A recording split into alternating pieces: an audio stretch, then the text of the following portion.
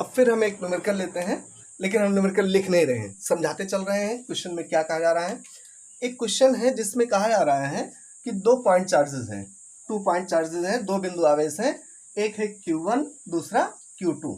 Q1 को कहा जा रहा है कि 16 × 10⁻⁻19 16 माइक्रोकूलम, Q1 = 16 माइक्रोकूलम और Q2 = 9 माइक्रोकूलम। ऐसे 2 चार्जेस हैं और इनके बीच की जो डिस्टेंस है वो है 8 मीटर। ये 8 मीटर की दूरी पर है, 8 मीटर डिस्टेंस पे ये प्लेस्ड है, सिचुएटेड है, ये स्थित है। हमसे कह रहे हैं किस पॉइंट पर इलेक्ट्रिक फील्ड इंटेंसिटी का रिजल्टेंट मान 0 होगा। Q1 भी इलेक्ट्रिक फील्ड क्रिएट करेगा, Q2 भी करेगा, लेकिन दोनों की परिणामी तीव्रता किस बिंदु पर 0 होगी, ये हमें कैलकुलेट करना है। तो एक चार्ज है, इनके चार्जेस पॉजिटिव नेगेटिव देखने होंगे। तो Q1 पॉजिटिव चार्ज है, Q2 माइनस में है, नेगेटिव चार्ज है। तो अगर हम इनके बीच में किसी भी पॉइंट पे आते हैं, यहाँ खूब समझना, अगर इस क्वेश्चन को आपने अच्छे से समझ लिया तो इसी में हम इस तरह के जितने भी क्वेश्चन हैं सबको सॉल्व करने की ट्रिक दे रहे हैं।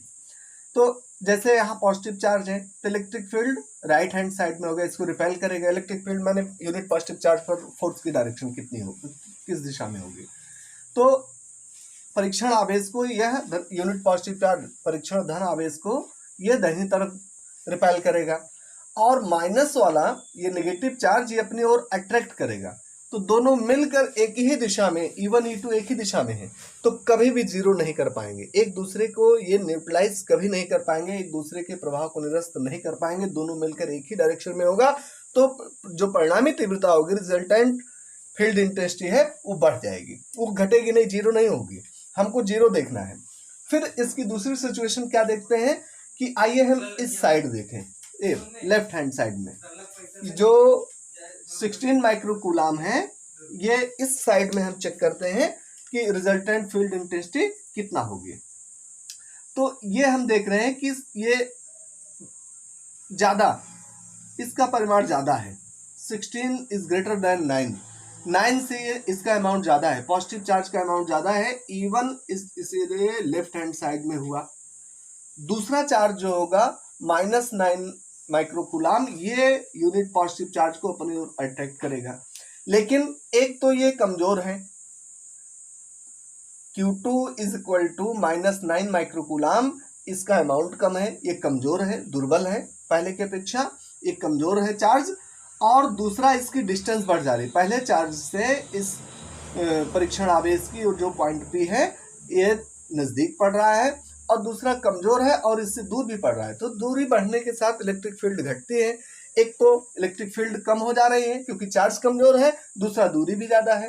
तो लेफ्ट हैंड साइड में इधर रिजल्टेंट इंटेंसिटी 0 मिलने का कोई सवाल ही नहीं। परिणामी तीव्रता 0 उस ओर मिलती है जिस ओर कमजोर चार्ज होता है, जिस ओर कम मान का, ये कम अमाउंट का चार्ज रहता है, उसी ओर परिणामी तीव्रता 0 मिल सकती है। हमें परिणामी तीव्रता 0 चाहिए तो हम दुर्बल चार्ज, कमजोर चार्ज की जिसका अमाउंट कम है उस ओर ढूंढेंगे।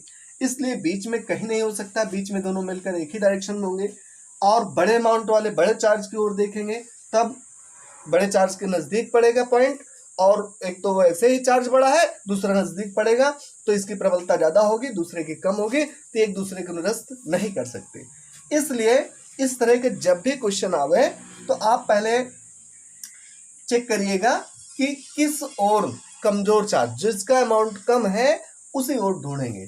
तो इस ओर चलते हैं Q2 की साइड में।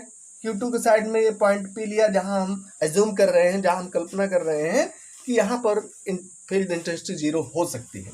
तो क्या पॉइंट P पे क्या सिचुएशन है, यहाँ पर यूनिट पॉजिटिव चार्ज हम एज्यूम करें, कल्पना करें, सपोज करें कि यहाँ यूनिट पॉजिटिव चार्ज है, तो प्लस चार्ज जो Q1 है इसे रिपेल करेगा, अपने से प्रतिकर्षित करेगा, ये हो गया E1। और Q2 जो नेगेटिव चार्ज है ये अपनी ओर अट्रैक्ट करेगा, ऐसे ये अपनी ओर खींचेगा, ये इनकी डायरेक्शन एक अपोजिट है।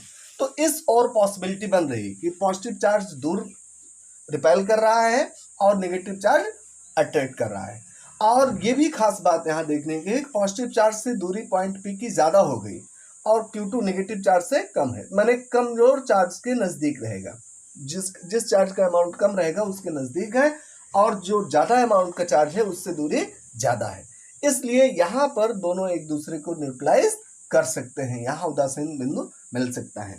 तो पॉइंट ए पर हमने मान लिया कि Q1 equal to +16 microcoulomb, point B पर Q2 इक्वल टू -9 माइक्रोकूलम, और पॉइंट पी की ये डिस्टेंस x हमने मान लिया कि x डिस्टेंस पे ये पॉइंट P है जहां परिणामी तीव्रता 0 है, जहां फील्ड इंटेंसिटी 0 है। तो 8 मीटर इनके बीच की डिस्टेंस है, ए बी के बीच की। तो ये डिस्टेंस ए बी से P की डिस्टेंस x, और A से डिस्टेंस हो जाएगी x यहाँ तक 8 और ज़्यादा, ये डिस्टेंस हो जाएगी 8 + x, इतना मीटर। तो पॉइंट P की सिचुएशन बनी कि पॉइंट A से इसकी डिस्टेंस है 8 + x मीटर, और पॉइंट B से x मीटर है। ऐसे में अगर फील्ड इंटेंसिटी का रिजल्टेंट वैल्यू 0 है, इसका मतलब E1 और E2 ये इक्वल और अपोजिट है। E1 = E2, ये अमाउंट में, परिमाण में बराबर है, दिशा में विपरीत है। दिशा तो ये अलग हो, पॉजिटिव नेगेटिव की वजह से डायरेक्शन हो गई। तो न्यूमेरिकल वैल्यूज E1 E2 के ये सेम होंगे। यहीं से हम क्वेश्चन सॉल्व करते हैं। तो E1 में हम क्या जानते हैं, E1 की जगह पर लिखेंगे, एयर में है, y में है, तो 9 × 10⁹ इंटू Q1 बाई, इसकी पहले से इसकी डिस्टेंस कितना है, पॉइंट A से Q1 चार्ज यहाँ है, इससे इसकी डिस्टेंस है 8 + x, तो 8 + x का whole square is equal to, दूसरी तरफ 9 × 10⁹ है तो रहना ही है, into Q2 by, Q2 charge से इसकी डिस्टेंस पॉइंट P की है x, तो x का स्क्वायर। 9 × 10⁹ हमने दोनों साइड से कैंसिल कर दिया, हमें मिला क्या, हमें मिला Q1 बाई 8 + x का whole square is equal to Q2/x square. Q1 Q2 के हम न्यूमेरिकल वैल्यूज रख लें और इजी हो जाएगा। Q1 की जगह पर है 16 microcoulomb, 16 microcoulomb, microcoulomb 1 microcoulomb is equal to 10⁻⁻6 coulomb. ये चार्ज की यूनिट है, चार्ज का मात्रक है, छोटा मात्रक है माइक्रो। माइक्रो जहां भी लग जाएगा 10⁻⁻6 टाइम वो छोटा हो जाएगा, मैंने माइक्रो शब्द जहां भी लग जाएगा जिससे पहले वो 10⁻6 गुना छोटी हो जाएगी। तो 16 माइक्रोकूलम है, माइक्रो का मतलब है 10⁻⁻6, और Q2 है कितना 9, तो माइनस तो डायरेक्शन के लिए हो गया, 9 × 10⁻⁻, माइक्रो की वजह से 10⁻⁻6 लगा, 10⁻⁻6 10⁻⁻6 दोनों साइड से कैंसिल। अब क्या करें, हम दोनों साइड में अंडर रूट ले लें, अंडर रूट नहीं लेंगे तो 8 + x के होल स्क्वायर में हम बहुत बुरे फंसेंगे, फिर सॉल्व करना कठिन हो जाएगा। हमें मिला 16/8 + x का whole square is equal to 9/x square, taking root both side, दोनों पक्षों में वर्गमूल लेने पर, वर्गमूल लेंगे तो 16 का वर्गमूल 16 का वर्गमूल हो गया 4 इस तरह से यहाँ आपको मिला 4/8 + x का होल स्क्वायर तो खत्म, 8 + x इज इक्वल टू 9 का अंडर रूट 3, x स्क्वायर का रूट लिया x, क्रॉस मल्टीप्लीकेशन 3x गुणा करें तो मिलेगा 4 × x, 4x is equal to 3 की साइड में जाएगा 8 + x, इतना।